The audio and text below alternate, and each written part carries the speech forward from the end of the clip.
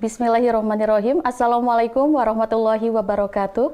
Alhamdulillahirabbil alamin. Senang sekali saya Rizky Nurul Ilmi kembali hadir menyapa Anda dalam program catatan akhir pekan TVmu yang setiap pekannya kita membahas dinamika keumatan dan kebangsaan dalam perspektif Persyarikatan Muhammadiyah. Bersama ayahanda kita Profesor Dr. Dadang Kahmad MSI, Ketua Pimpinan Pusat Muhammadiyah. Dan pada kesempatan kali ini kita akan membahas mengenai korupsi di perguruan tinggi. Seperti yang kita ketahui di pekan terakhir ini tengah banyak dan ramai diperbincangkan mengenai korupsi di perguruan tinggi di salah satu universitas di Lampung yang kita ketahui juga sebagai lembaga pendidikan perguruan tinggi di Indonesia seharusnya menjadi contoh yang baik, memberikan teladan yang baik kepada masyarakat, khususnya di bidang pendidikan ini. Dan kita akan mengetahui lebih lanjut lagi sebetulnya pendidikan di Indonesia sebaiknya seperti apa dalam meneladani kepada masyarakat dan umat di bangsa Indonesia ini. Dan kita langsung saja sapa ayahanda kita, Profesor Dr. Dadang Kahmad MSI.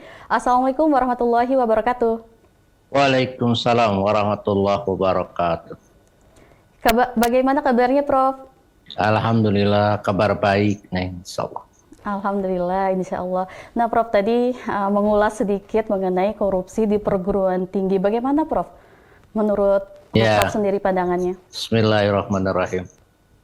Jadi kasus korupsi di perguruan tinggi itu adalah kasus langka di dunia ini, ya. Jadi seperti yang dikatakan tadi, perguruan tinggi itu kan cermin dan simbol kebenaran, simbol kejujuran, simbol ilmu pengetahuan.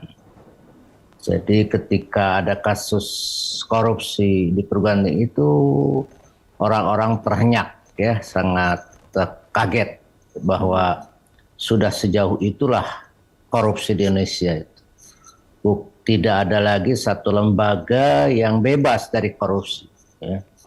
Ya, tadinya kita berharap perguruan tinggi itu sebagai sebuah gading yang indah, yang di mana di sana itu ilmu pengetahuan dijunjung tinggi, budi pekerti dijunjung tinggi, moralitas dijunjung tinggi, kejujuran dijunjung tinggi. Kalau seperti sekarang hal seperti itu terjadi, itu sebagai sebuah indikator atau tanda bahwa korupsi Indonesia itu memang sudah merasuk ke berbagai lapisan masyarakat dan tanpa kecuali. Maukah itu pemimpin agama, mau itu perguruan tinggi, apakah itu lembaga-lembaga penjaga moral, ya, termasuk di DPR, di penegak hukum, sekarang sudah semuanya. Ini yang kita khawatirkan, kalau seperti itu akan melahirkan kesengsaraan dan kehancuran negara ini. Itu mungkin. Baik, Prof. Prof, atas kekhawatiran ini dari Muhammadiyah sendiri, bagaimana menilai dan memberikan pandangannya, Prof? Kan kita juga tahu bahwa Muhammadiyah sebagai organisasi terbesar di Indonesia juga sangat banyak memiliki perguruan tinggi Muhammadiyahnya, Prof.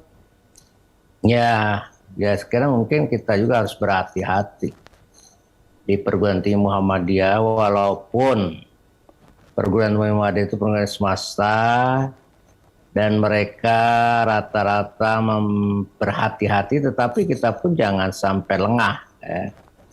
Dan ini kalau terjadi, ya itu malah suatu ledakan dan malapetaka yang sangat menyedihkan. Kalau di lembaga seperti Muhammadiyah ini, di AUM Muhammadiyah ada terjadi korupsi, itu merupakan satu pukulan telak bagi kita, bagi Muhammadiyah yang terkenal dulu sebagai orang yang menunjukkan moralitas dan akhlak itu. Karena di semua ideologi Muhammadiyah itu disebutkan seperti itu. Maka menurut saya ini juga harus kita berhati-hati, diwaspadai, amal usaha Muhammadiyah itu juga dicermati, jangan sampai terjadi dan kecolongan sebagaimana yang kemarin terjadi di perguruan tinggi negeri. Gitu. Ya, Prof. Prof, di perguruan tinggi Muhammadiyah sendiri, bagaimana sih, Prof, solusi untuk menghindari hal-hal tindakan pidana korupsi atau KKN ini, Prof? Kita kan ada namanya LPPK, Lembaga Pengawas Pemeriksa Keuangan. Dia berfungsi, bekerja, memeriksa dari sisi semua kinerja di perguruan tinggi itu.